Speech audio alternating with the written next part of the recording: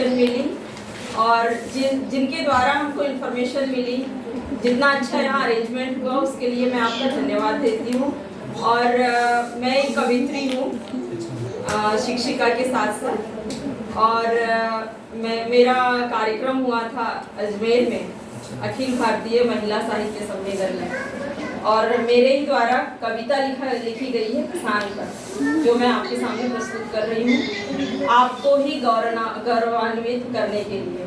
ये किसानों के लिए लिखी गई है। किसान ने बीज बोया, किसान ने बीज बोया, थका हारा घर आकर के सोया।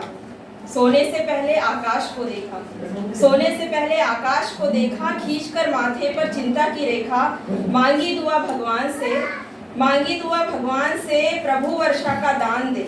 मांगी दुआ भगवान से प्रभु वर्षा का दान दे।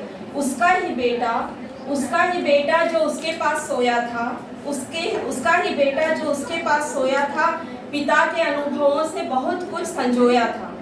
बोला बापू तुम्हारी मेहनत का कोई ना अंत, तुम्हारी मेहनत का कोई ना अंत। और यही सब देख खेती को किया मैंने नापसंद, और यही सब देख खेती को किया मैंने नापसंद।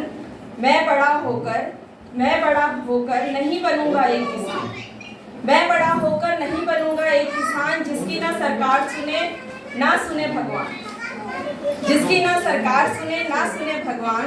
कहते हैं परिश्रम का मीठा होता है फल, कहते हैं परिश्रम का मीठा होता है फल।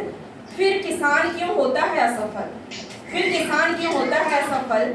कभी पानी के अभाव में सूख जाती है फसल, कभी पानी के अभाव में सूख जाती है फसल। प्राकृतिक आपदाओं से सुरक्षित नहीं उसका कल, प्राकृतिक आपदाओं से सुरक्षित नहीं उसका कल। अपने ही भविष्य से मैं फिर कैसे करूं छल, अपने ही भविष्य से फिर कैसे करूं मैं छल। किसानी को कैसे बनाऊं मैं अपनी जीविका, किसानी को कैसे बनाऊं मैं अपनी जीविका। जिसने मेरे पिता को कहीं का नहीं छोड़ा, जिसने मेरे पिता को छोड़ा नहीं कहीं का।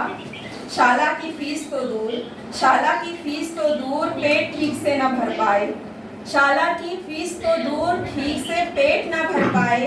भगवान की कृपा से न जी पाए न मर पाए, भगवान की कृपा से न जी पाए न मर पाए।